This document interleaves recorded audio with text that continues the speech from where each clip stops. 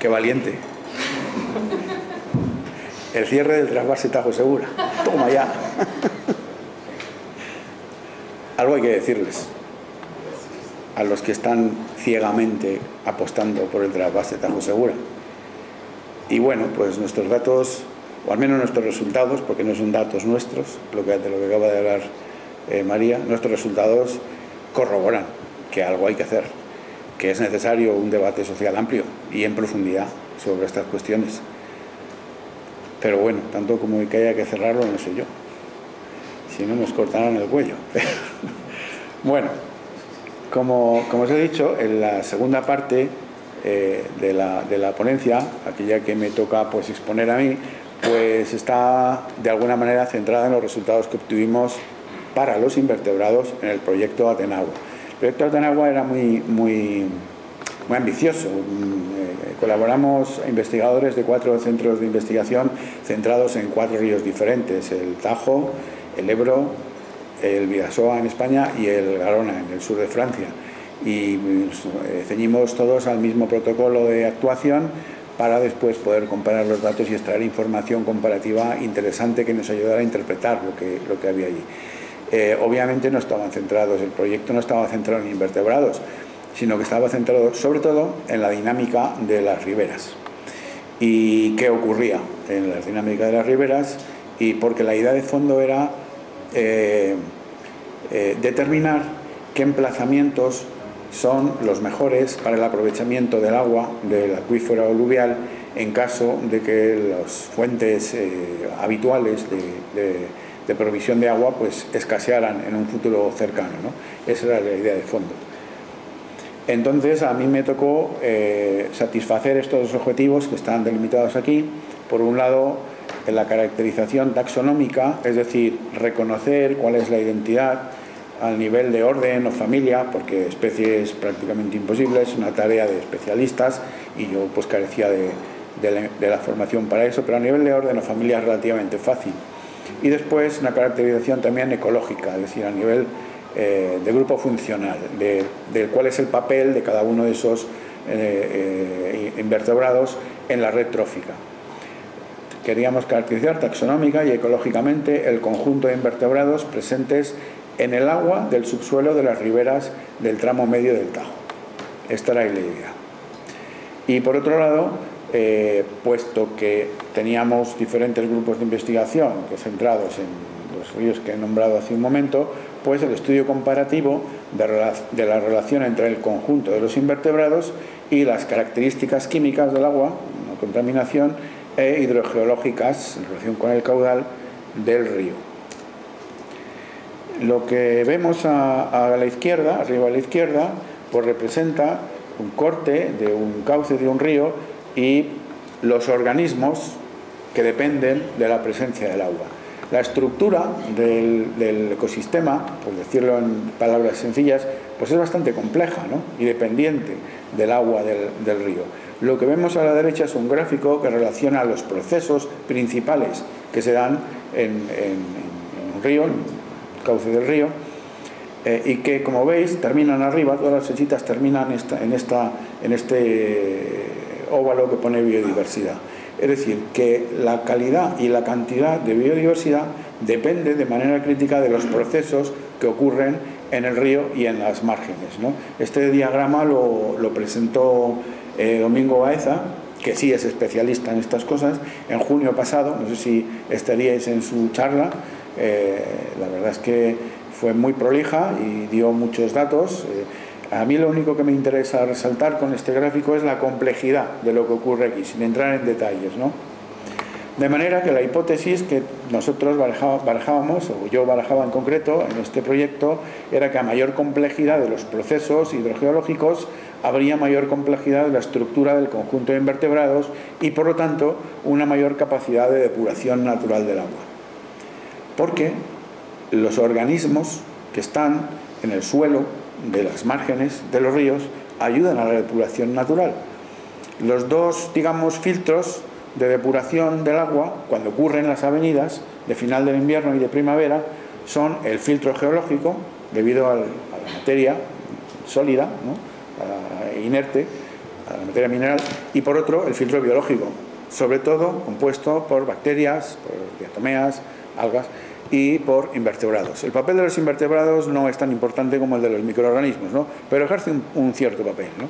Desde luego en el proyecto se tomaron muestras de diatomeas, de bacterias, de contaminantes, además de los invertebrados. Y todo venía a apuntar en la misma dirección, lo cual lo veremos luego al final. ¿Dónde hicimos los muestreos? ¿Dónde hicimos el estudio?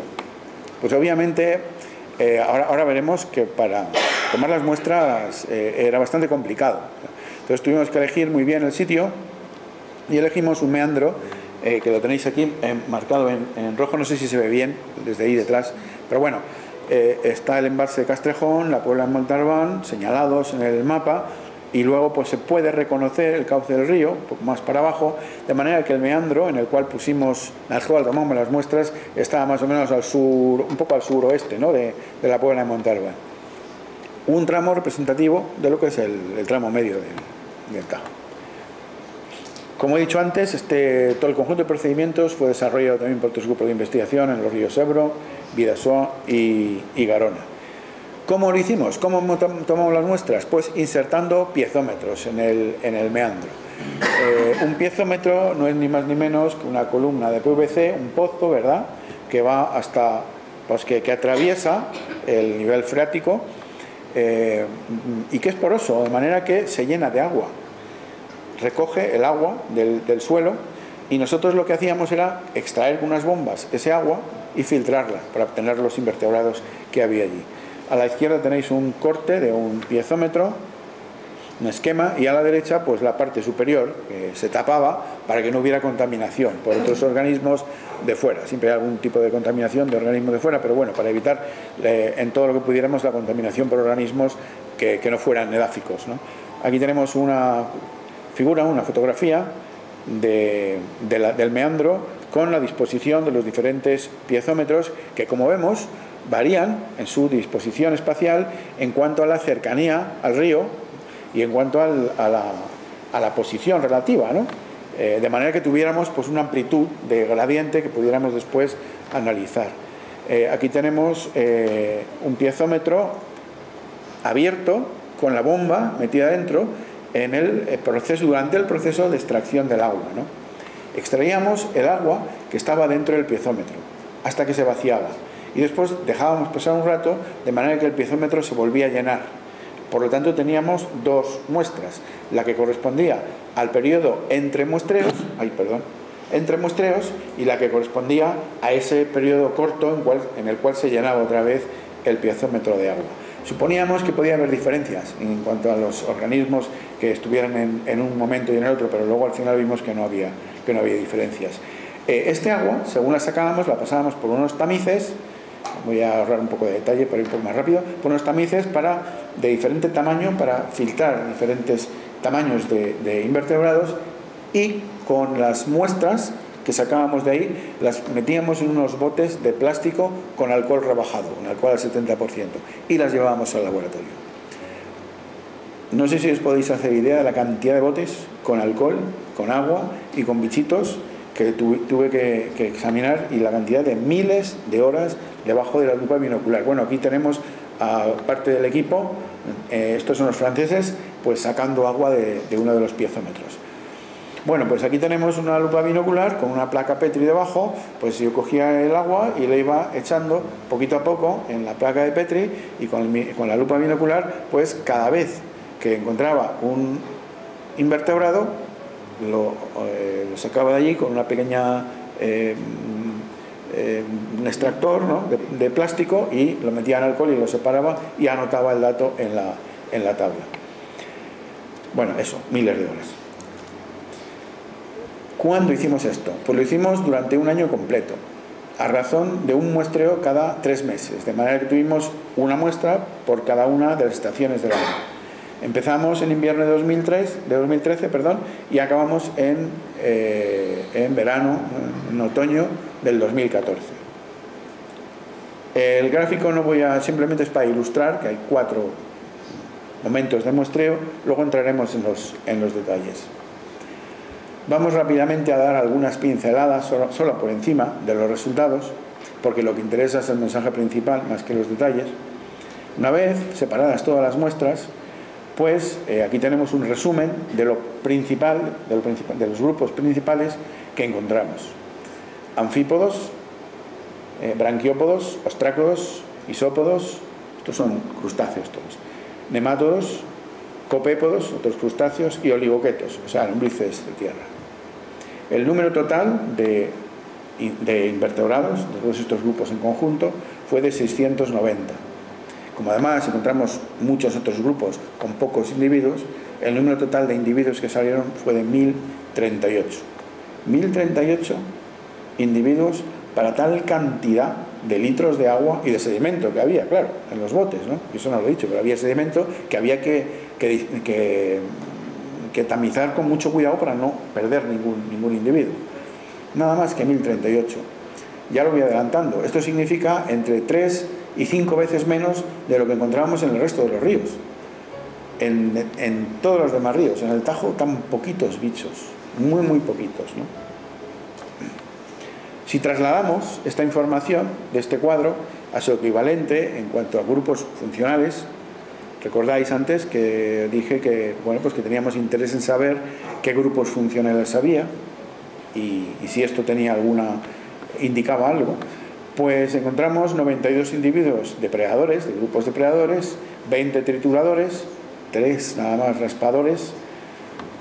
Por ejemplo, los moluscos, los gasterópodos son raspadores, ¿no? Se alimentan muchas veces de las algas microscópicas que están sobre el sustrato, el fondo. Y por el contrario, 773 detritívoros y 150 filtradores. ¿Por qué los he separado en estos dos grupos? Porque los depredadores, trituradores y raspadores consumen individuos enteros o partes grandes de individuos de otros organismos. Y sin embargo, los detritivos y filtradores de lo que se alimentan es de lo que queda por allí, en plan de trocitos muy pequeños, ¿verdad? Producidos muchas veces por la acción de los depredadores, trituradores y raspadores. En total, 115 individuos frente a 923. Estamos todavía no sabemos muy bien a qué responde este desbalance tan grande. Normalmente siempre hay menos de los unos que de los otros, pero no con estas diferencias tan enormes. Todavía estamos tratando de saber por qué ocurre esto y planteando hipótesis para intentar indagar mejor en esta cuestión en el futuro. En todo caso, como vemos, muy pocos individuos. Vamos a ver ahora estos gráficos que he puesto antes así de pasada para ilustrar que tomamos datos en 4 momentos del año, y vamos a fijarnos en las barras que representan, en este caso, la abundancia, es decir, el número de individuos de los diferentes grupos que había en cada uno de los piezómetros. No se ve porque está muy chiquitito, pero cada columna debajo pone P1, P2, P3, P4, son los piezómetros, los 10 piezómetros que había en el meandro, ¿no? En invierno del 13, en primavera del 14, en verano del 14 y en otoño del 14. Así, a bote pronto, si nosotros miramos estos 4 gráficos, las dos, digamos, cuestiones que nos saltan a la vista es que las columnas están repartidas de una manera muy homogénea. Es decir, que casi todos los gráficos son casi iguales unos a otros. ¿En qué varían más? Varían más en los colores, ¿verdad? Pero no en la longitud de las barras, si comparamos de una a una, las de cada piezómetro. Bueno, dicho, después de analizar estos datos de una manera estadística correctamente, y no solamente respecto a la abundancia, que es lo que está representado aquí, sino también respecto a la riqueza, respecto a la diversidad, a la equidad y a algunos otros parámetros descriptores de la estructura de los agregados de invertebrados, pues no encontramos diferencias significativas en cuanto a la estacionalidad en ninguno de esos parámetros. Es decir, dicho en palabras llanas, ¿no?, ocurre lo mismo en cualquiera, a grandes rasgos, lo mismo en cualquiera de las 4 estaciones del año. Además de eso, como ya he dicho antes, las abundancias eran entre 3 y 5 veces más bajas que en los otros ríos muestreados, que en los otros 3 ríos muestreados, ¿no?, que tenían unas abundancias relativamente parecidas y unas estructuras de las poblaciones, de las comunidades mucho más estructuradas. ¿A qué se puede ver esto?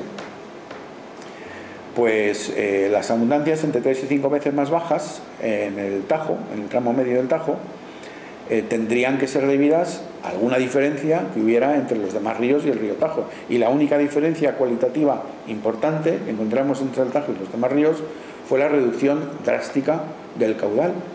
Por el río Tajo el caudal es mucho más bajo que lo es en los otros ríos, que además experimentan una dinámica hidrogeológica muchísimo más activa, con esos fenómenos que ha mencionado María antes.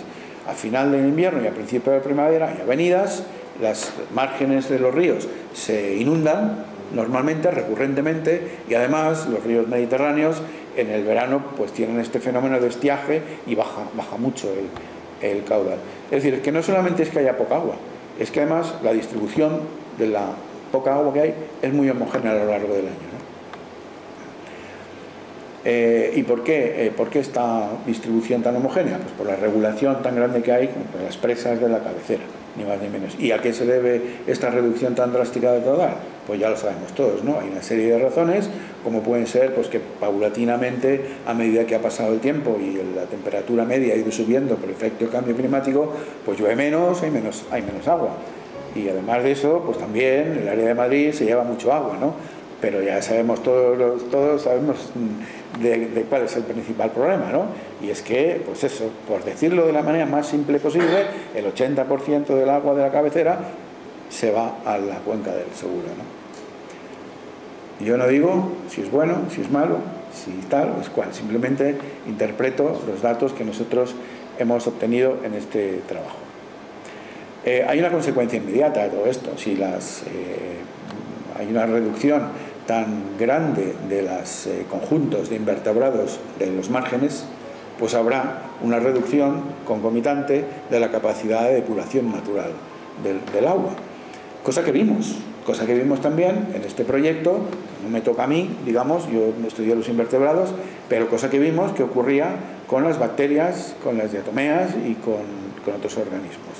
De manera que la depuración, el efecto depurativo de la parte biológica, digamos, pues está muy mermado en el tramo medio del Tajo. Para acabar, pues simplemente poner un par de fotografías. La de abajo corresponde al meandro de la Puebla de Montalbán, donde nosotros hicimos nuestros muestreos. Ya veis el río Tajo como circula por abajo, fijaros el color que tiene el agua. Y la de arriba corresponde al Ebro en Zaragoza. El color del agua era mucho más verdosa y, digamos, cristalina, no tan oscura y tan como en el Tajo. Y además, como podéis observar fácilmente, hay lo que se llama normalmente verdín, ¿verdad?, en la orilla del río Ebro, que indica que las aguas deben ir y venir, ¿no? Obviamente esto se inunda todos los años. De hecho, una de las veces que fuimos a Zaragoza a tomar muestras, pues estaba todo aquello inundado, ¿no? Completamente inundado por una avenida. En cambio, en el Tajo no ocurre eso. Y la prueba más palpable de que no ocurre es que, como podéis ver, hay unos establos, ¿no?, ahí mismo, en la misma orilla del río Tajo, que, bueno, pues pueden estar ahí sin ningún problema, porque ahí tenían hojas, porque no hay avenidas, no hay dinámica hidrogeológica. Bueno, este es más o menos el mensaje que os queríamos trasladar respecto del trabajo que hemos hecho estos últimos años, y ahora pues estamos aquí a vuestra disposición para contestaros todas las preguntas que seamos capaces de contestar y para, bueno, pues para digamos, discutir todo aquello que queráis discutir.